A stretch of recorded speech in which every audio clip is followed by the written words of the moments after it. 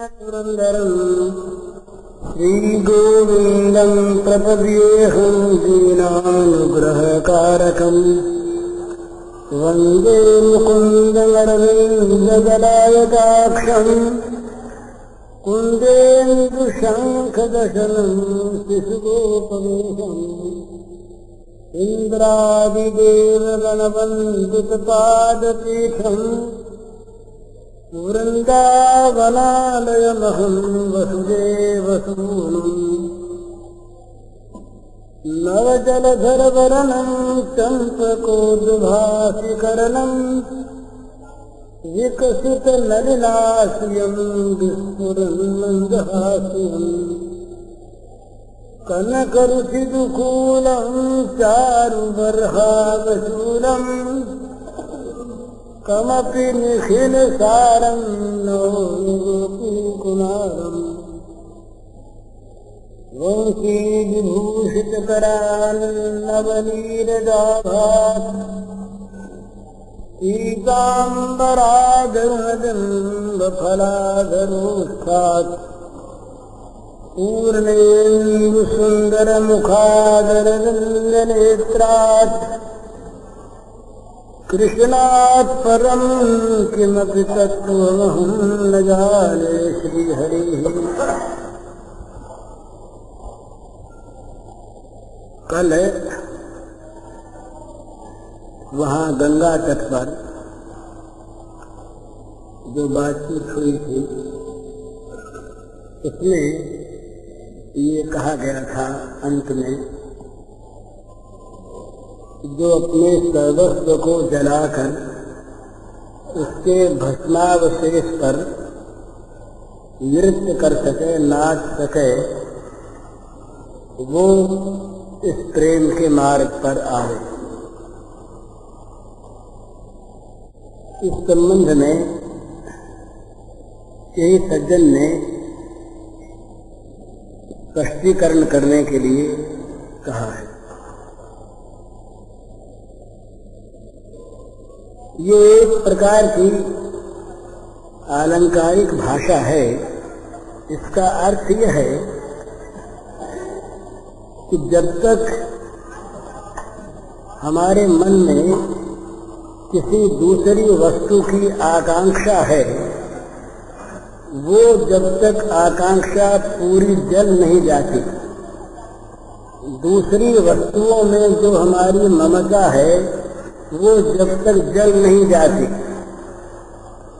ये सर्वस्व जला देने का अर्थ किसी वस्तु को जलाना नहीं है। वस्तुओं में, प्राणियों में, परिस्थितियों में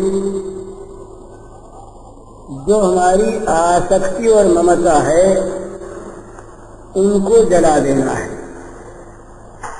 और उसके साथ साथ जरा सी भयानक बात मालूम देगी, परिस्थितियों को जलाने का अर्थ समझने में कि जो कुछ भी हमारी यहाँ लौकिक, भौतिक, सांपत्तिक, शारीरिक और यश कीर्ति संबंधी परिस्थितियां हैं, उन परिस्थितियों की ओर से सर्वथा लापरवाह हो जाना हो,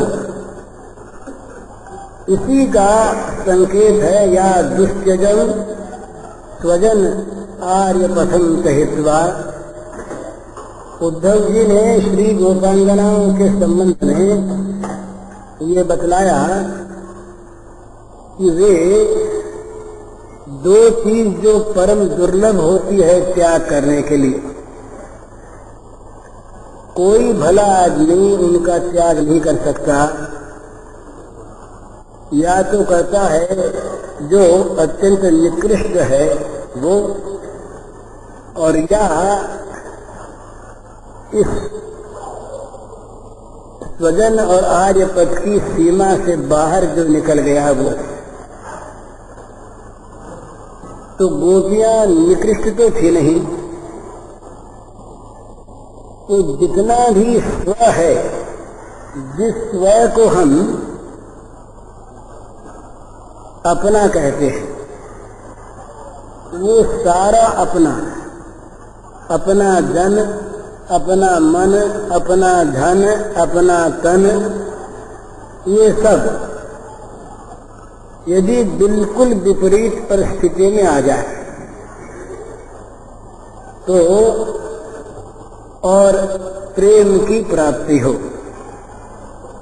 भगवत प्रेम का उदय हो, तो उसमें अत्यंत आनंद की उपलब्धि होना, यही उसके भस्मावशेष पर नाचना है।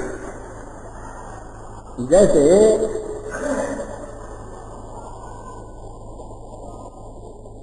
किसी आदमी की लोक में बहुत बड़ी प्रसिद्धि है, बड़ा आदर है, किसी आदमी के पास लोक में बहुत बड़ा अधिकार है, पद है, किसी के पास बहुत बड़ी कीर्ति है, यश है, किसी के पास बहुत बड़ी धन संपत्ति है। ये सब चीजें, जगत में हमारी क्या कीर्ति थी, जगत में हमारा कितना बड़ा ऊंचा अधिकार पद था, हम कितने सुख से, कितने आराम से जीवन बिताते थे, अब ये कुछ नहीं रहा, उसके विपरीत हो गया, ये दुख होता है।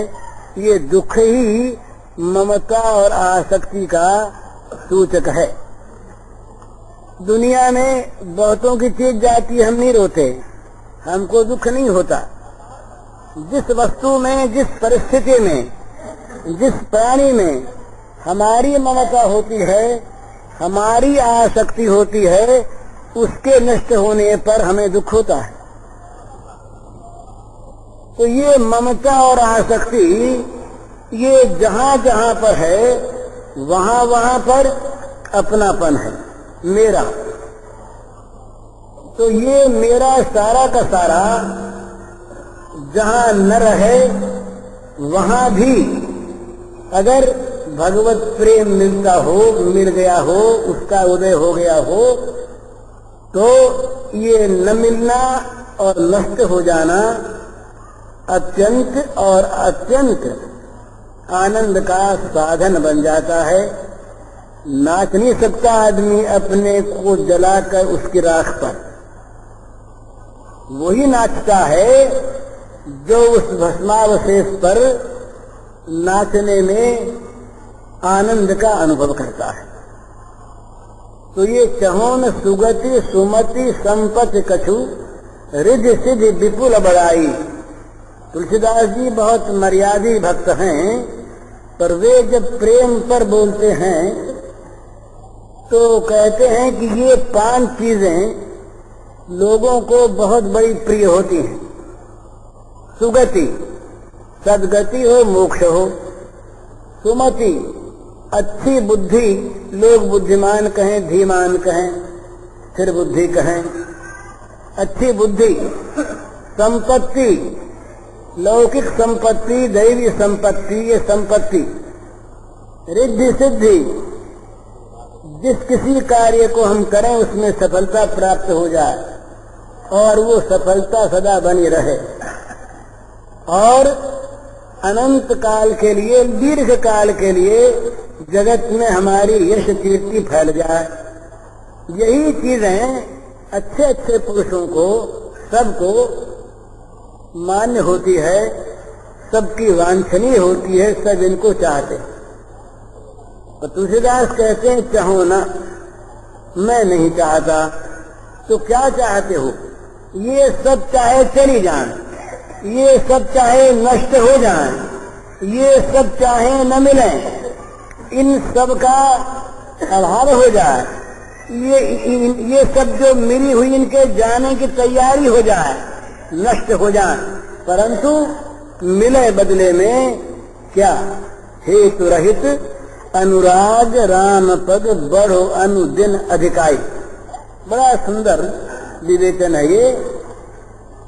हेतु रहित अनुराग, यही प्रेम का एक लक्षण है, जिसमें कोई हेतु हो, जिसमें गुण दर्शन हो, किसी में गुण देखकर उसके प्रति जो प्रेम की भावना होती है वो गुण से प्रेम है, विशुद्ध प्रेम नहीं।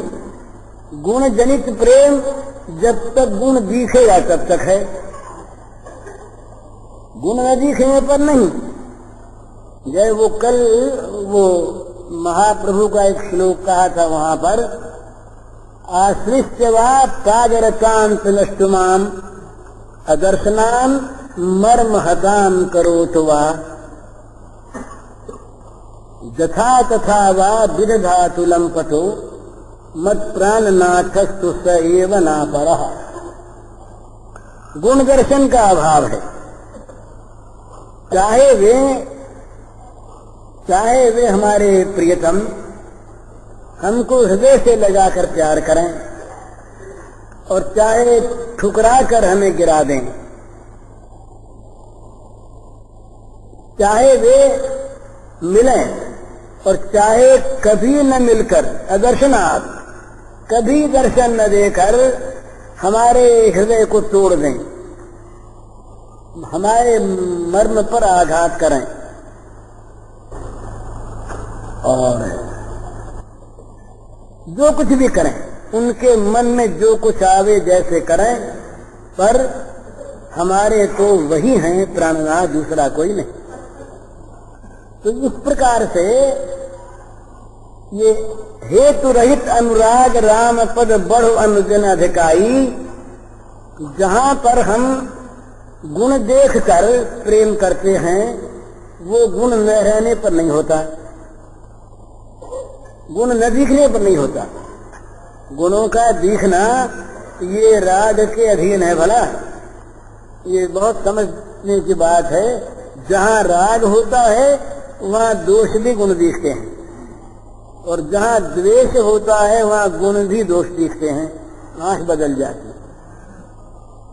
तो गुण दर्शन चाहे जो बदल सकता है, तो प्रेमास्पद में अपने आप का समर्पण हो जाता है, देश कैसे काम करते हैं। माना बड़ा अच्छा, पर देश का स्वार्थ और हमारा स्वार्थ अगर अलग अलग हो तो देश सेवा नहीं होगी। जहां हमारा स्वार्थ देश के स्वार्थ से अड़ेगा और अगर हमारा स्वार्थ विजयी हो गया तो हम देश को डुबो देंगे। स्वाभाविक बात है। देशात्म बोध ही देश प्रेम है। जब तक हम अपना स्वार्थ कोई अपने को उस देश के स्वार्थ से जरा सा भी अलग मानेंगे, भाई देश की सेवा में हमको क्या मिला, यही देश की सेवा का सिद्धांत नष्ट हो गया। हमको क्या मिला ये प्रश्न नहीं हो सकता देश प्रेमी के द्वारा। वो तो कहता है देश मैं हूं, देश को जो मिला वो मुझको मिला, देश की जो हानि हुई वो मेरी हानि हुई, देश के साथ मेरा तादात्म्य। इसी प्रकार प्रेमी का प्रेमास्पद के साथ तादात्म्य हो जाता है। वो दे क्या, वो तो अपना काम अपने आप यदि कोई करता है तो वो दान करना मानता है क्या, किसी पर उपकार किया मानता है क्या। अपने खाने के लिए आप खाना बनाता, पेट भरता, वो मानता है क्या कि मैंने बड़ा दान किया, मैंने किसी का उपकार किया। रे अपना काम आप किया, किसी पर एहसान नहीं, कोई बदला पाने की कोई आकांक्षा नहीं, प्रश्न ही नहीं होता। इसी प्रकार प्रेमास्पद के साथ जब प्रेमी का तादात्म्य हो जाता है प्रेम रस के द्वारा, तो स्वाभाविक उसका अपना बोले ये दर्शन के द्वारा मुझको सुखी करें। सोचने की बात है, दर्शन के द्वारा मुझको सुखी करें क्योंकि मैं प्रेम करता हूं।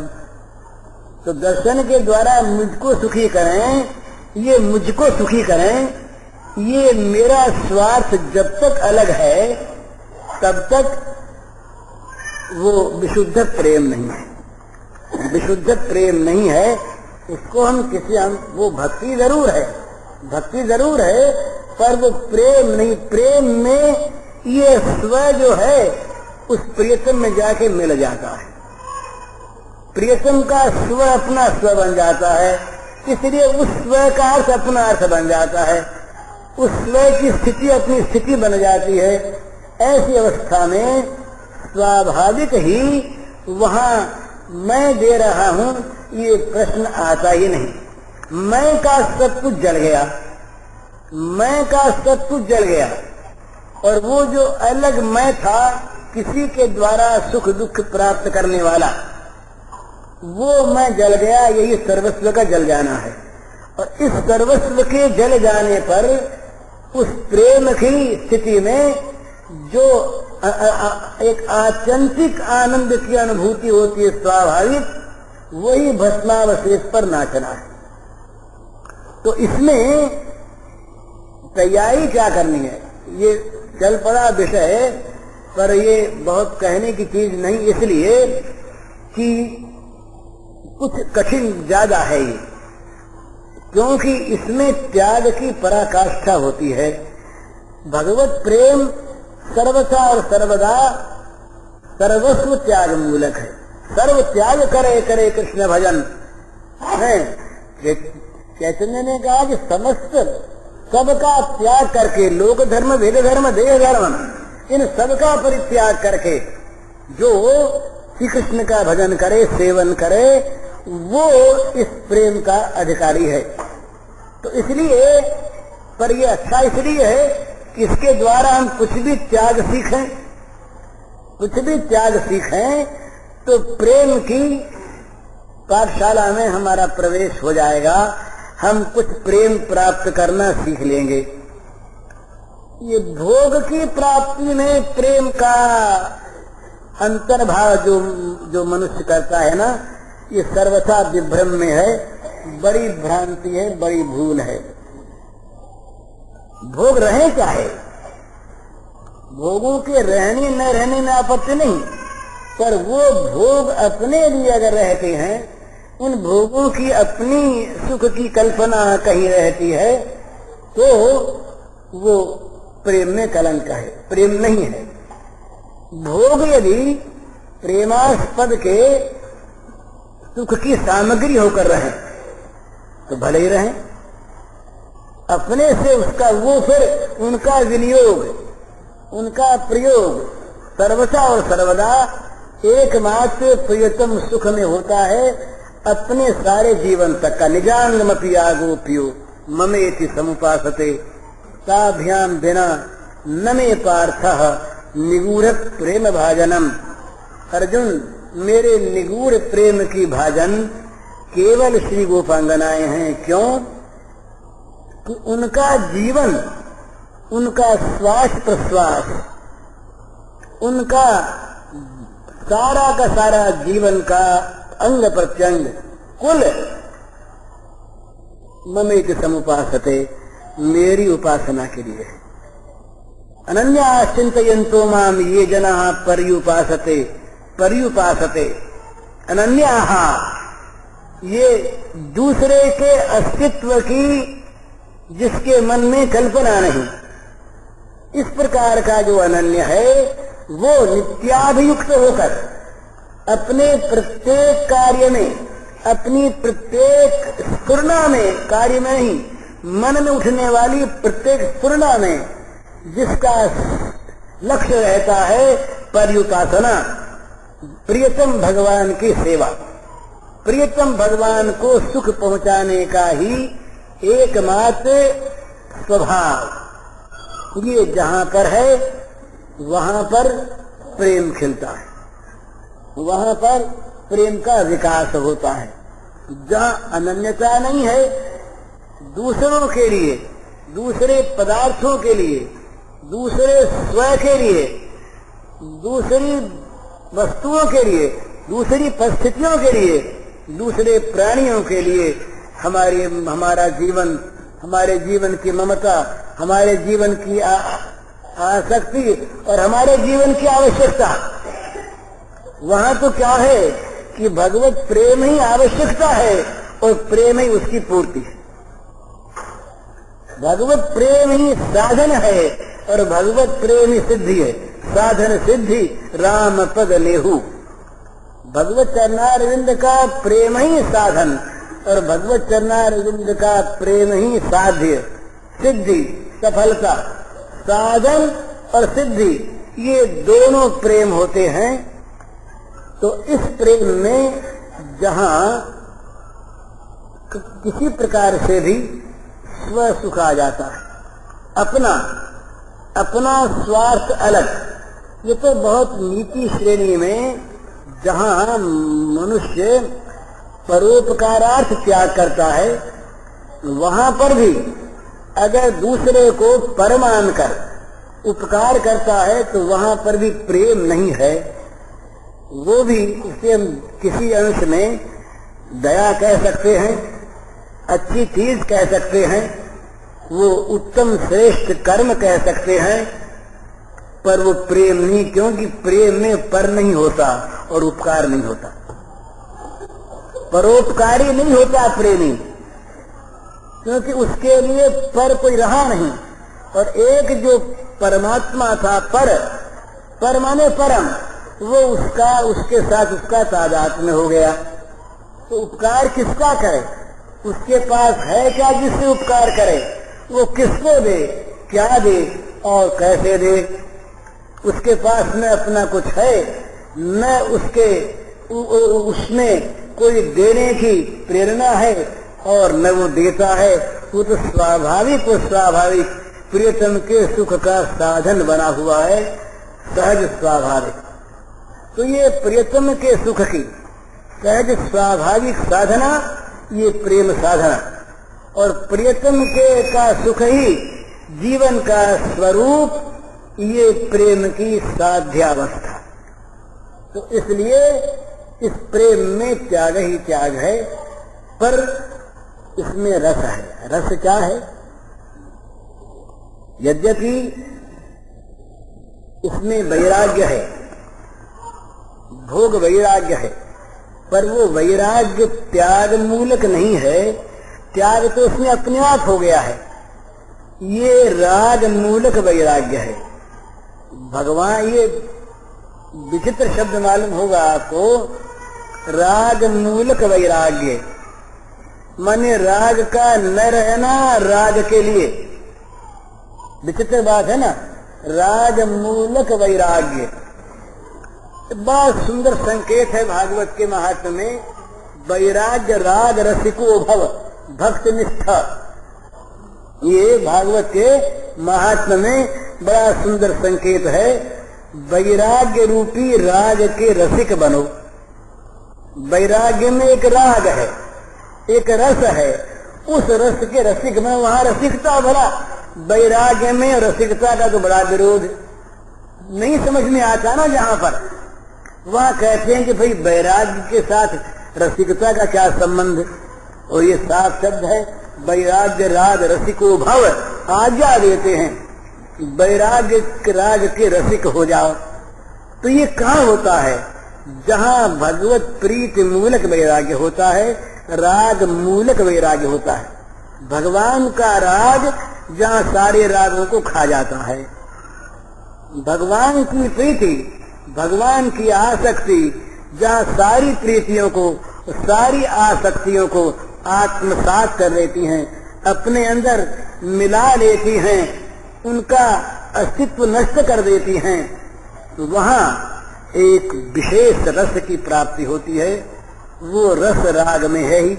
यहाँ वैराग्य तो हो गया स्वाभाविक, जगत के पदार्थों का जो त्याग हुआ, पदार्थों की ममता आसक्ति का त्याग हुआ, ये उनमें दोष दुख देखकर नहीं, वो तरीका दूसरा। असत्यन विष्णु ने पुत्रदाय गृहादिषु जन्म जरा व्याधि दुख दोषान दर्शन, वो भी एक तरीका है जिसमें भोगों से विराग होता है।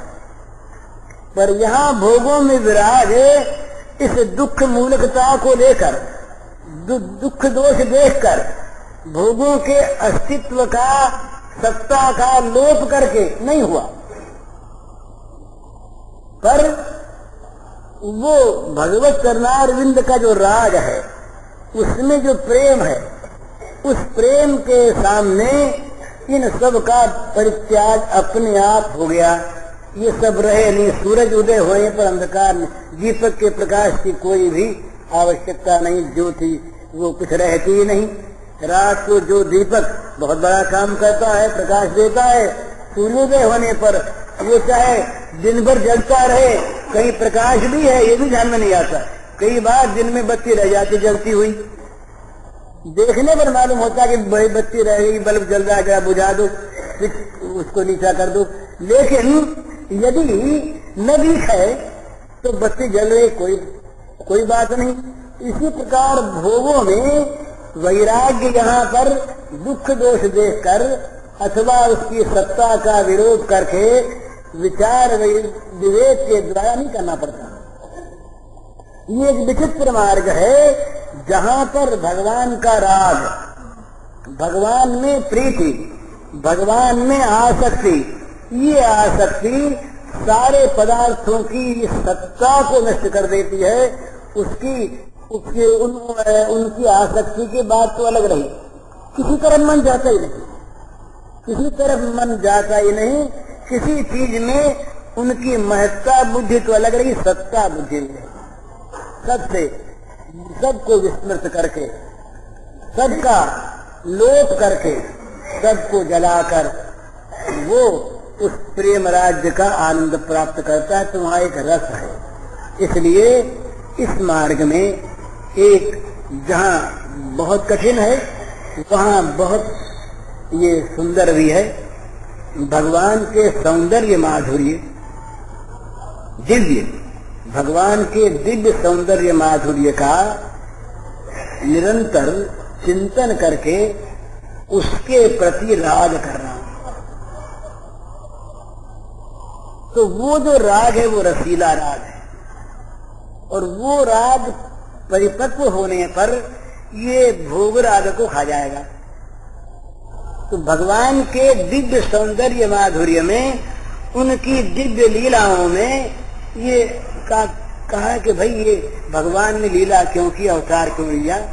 तो कहते हैं कि ये परमहंस अमलात्मा मुनियों के मनों में भक्ति प्रेम का उदय करने के लिए, परमहंस अमलात्मा मुनियों के, जिनके मलों का नाश हो गया, इस प्रकार के अमलात्मा जो महामुनि हैं परमहंस, उन मुनियों के मनों में भगवत प्रेम का उदय करने के लिए भगवान की ये दिव्य मधुर सुंदर लीलाएं हुई। तो इन लीलाओं का, इन लीला स्वरूप के सौंदर्य माधुर्य का जो राग है, ये इसकी प्रथम साधना है।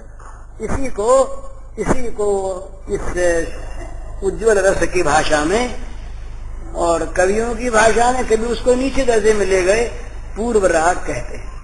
पूर्व राग कहते हैं। ये भगवान के सौंदर्य माधुर्य पर, भगवान की ये लीला रमणीयता पर, भगवान के लीला लालित्य पर चित्त का आसक्त हो जाना, चित्त का राग संयुक्त हो जाना, ये इसका साधन है। इस साधन से विराग करना नहीं पड़ता भोगों से, भोगों की सत्ता मिटने लगती है। क्योंकि वो इस प्रकार का वो तो पहले ये कल्पना होती है भला, परंतु एक बड़ा सुंदर सत्य है कि भगवान की कल्पना और जगत की कल्पना, इन दोनों में तात्विक भेद है। हम कहते हैं कि यहाँ भगवान है, तो ये हमारी कल्पना है, पर कल्पना चाहे हो भगवान यहाँ है ही। तो ये कल्पना सत्य में सत्य के दर्शन का साधन है ही। पर यहाँ पे कि यहाँ घोड़ा है, यहाँ हाथी है, या हमारा अमुक प्रेमी है, तो हम चाहे कहते रहें, हम चाहे उसको ध्यान से भली देखते रहें, हमारी ध्येयाकार वृत्ति चाहे उसे यहाँ पर मान ले, देख ले, पर वो है नहीं। पर भगवान हमारी वृत्ति न भी देखे तब भी यहाँ पर है। और यदि है तो भगवान में एक चीज और है, भगवान जो है ये केवल है नहीं, ये सर्व भवन समर्थ है। भगवान जो है ये सर्व भवन समर्थ है। सर्वभवन समर्थ का अर्थ यह है कि वो सब कुछ बनने में शक्तिमान है, सब कुछ बन सकते हैं भगवान। आज हम उन्हें जिस रूप में, अपने मन के रूप में उनको देखना चाहते हैं।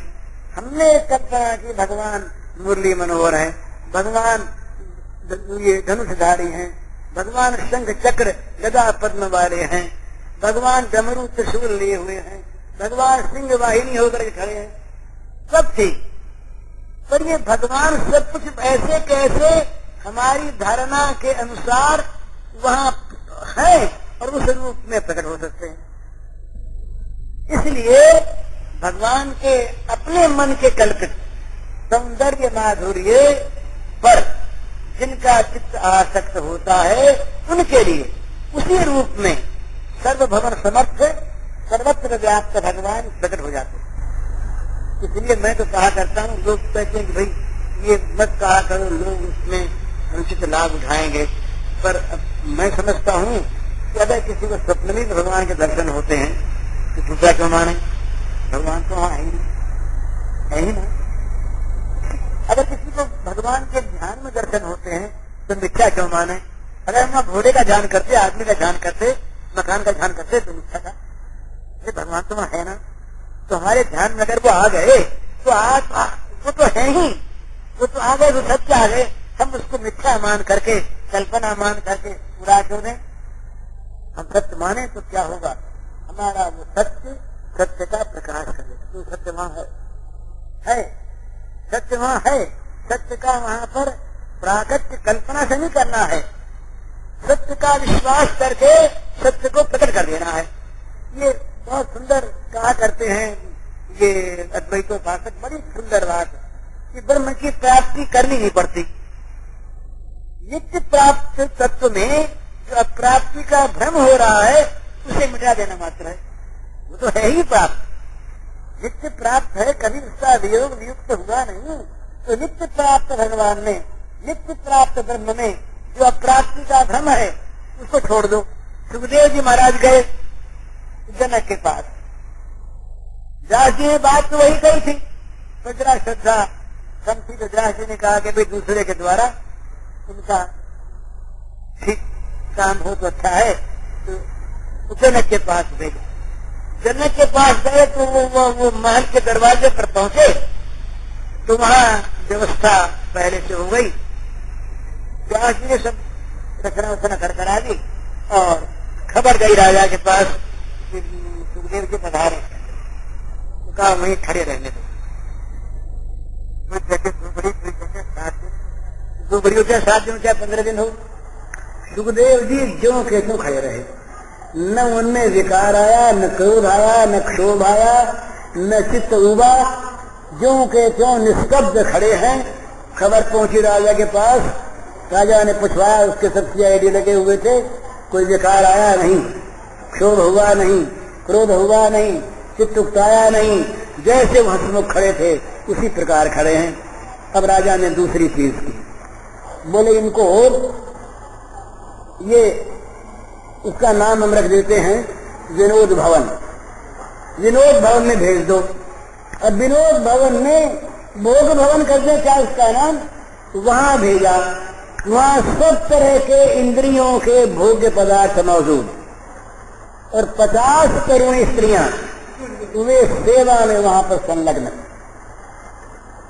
वहां गए तो वहां भी जैसे वहां थे वैसे वहां, न उनको वहां कोई वो विषाद हुआ, प्रतिकूलता में विकार हुआ, न अनुकूलता का हर्ष हुआ। तब जनक महाराज ने सोचा कि अब ये मालूम हो गया अधिकारी, तब उनको बुलाया पास। बुला करके जनक ने पूछा महाराज क्यों पधारे? तो कहा बोध प्राप्त करने ब्रह्म का। तो बोले आपको तो बोध ही है, हम देख चुके बोध का लक्षण। आप जो मान रहे हैं कि मुझको बोध नहीं, ब्रह्म की प्राप्ति नहीं, इस मान्यता को छोड़ दीजिए, प्राप्त ही है। तो जैसे नित्य प्राप्त आत्म स्वरूप में अप्राप्ति का भ्रम अज्ञानावस्था को सिद्ध करता है, इसी प्रकार भगवान यहाँ पर है भगवान यहाँ पर।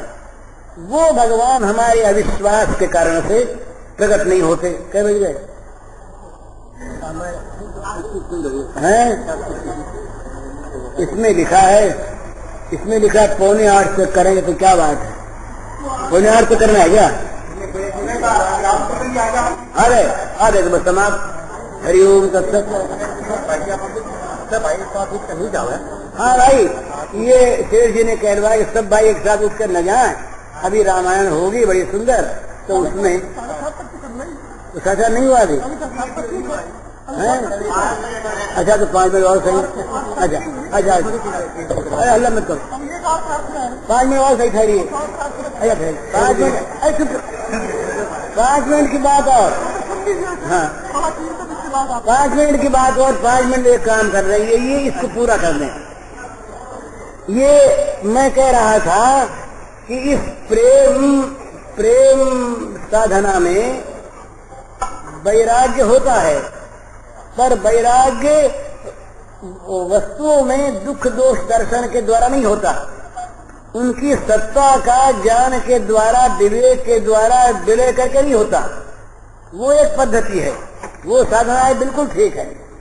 इसमें तो क्या होता है कि भगवान के सौंदर्य माधुर्य में जो एक प्रबल राग होता है, वो राग सारी वस्तुओं के राग को ही नहीं, उनकी सत्ता तक को मिटाकर अपना साम्राज्य वहां पर विस्तार कर लेता है।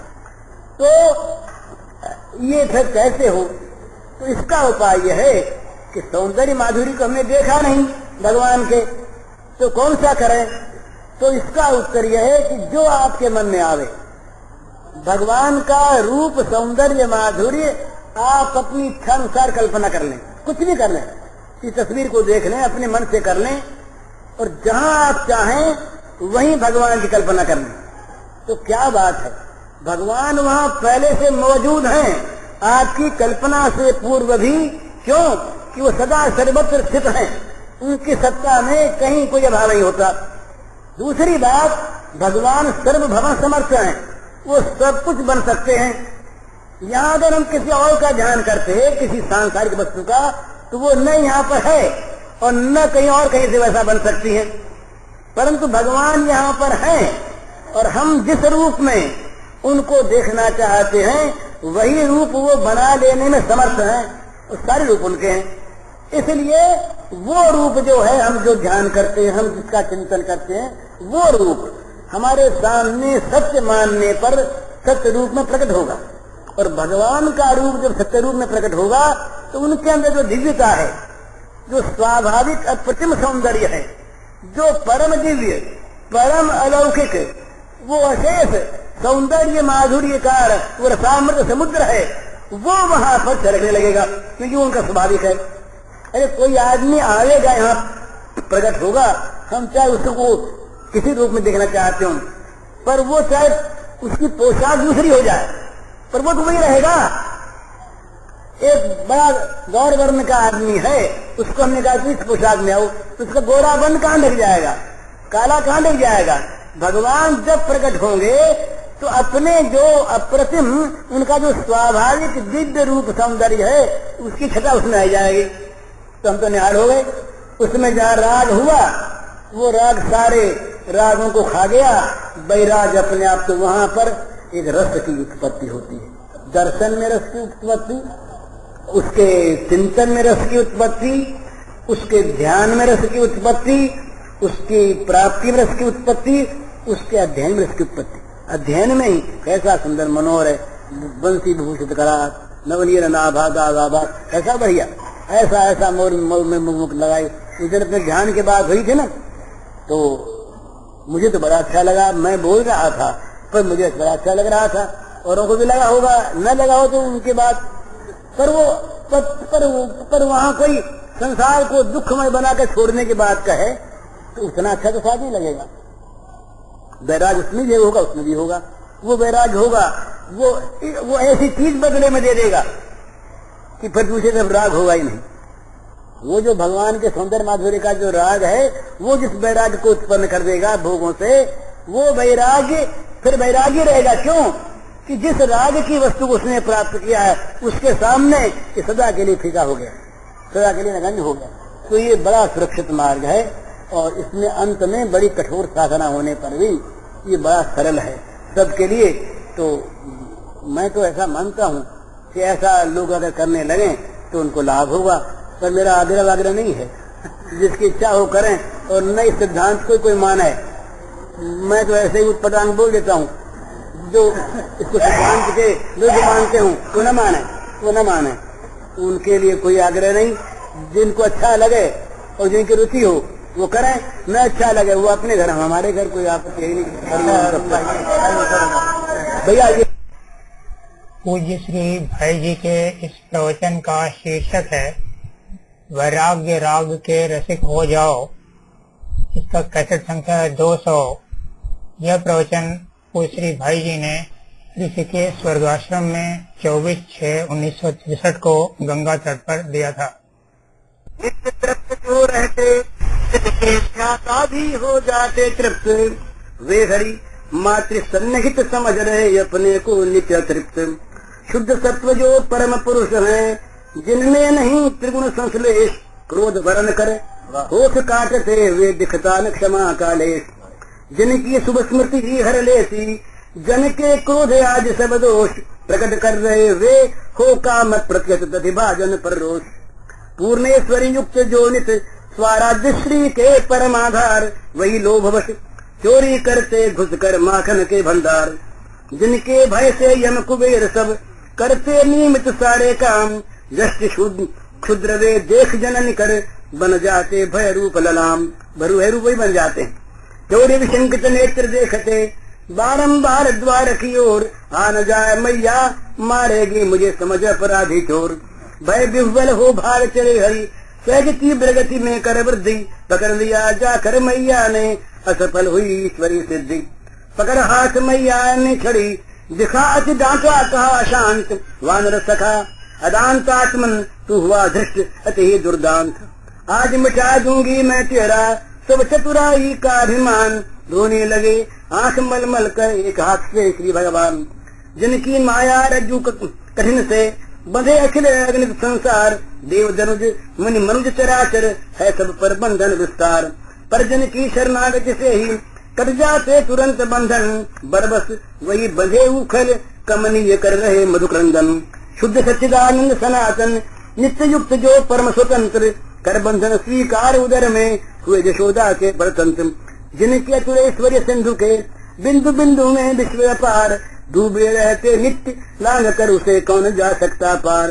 कभी नहीं हो सकता जिन असीम की सीमा का निर्देश, नित्य अनंत पूर्ण चिद घन का नहीं प्राप्त हो सकता शेष।